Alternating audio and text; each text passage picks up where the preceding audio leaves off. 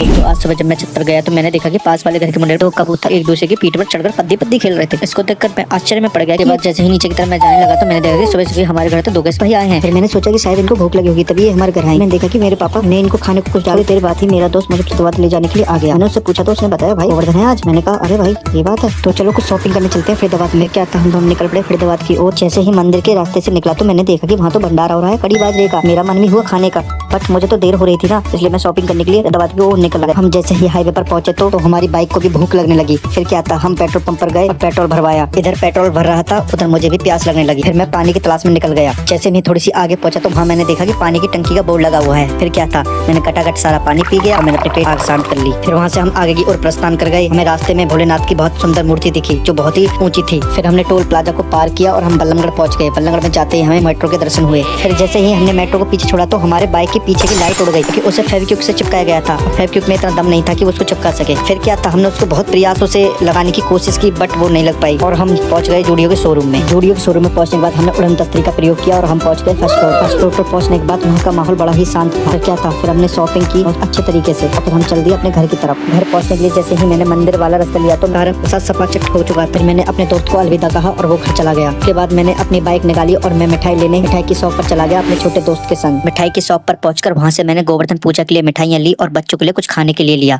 और मैं चल दिया घर की ओर। घर पहुंचने के बाद सभी बच्चों ने समोसे खाए और शाम को गोवर्धन पूजा का आनंद भी लिया। खाए और शाम को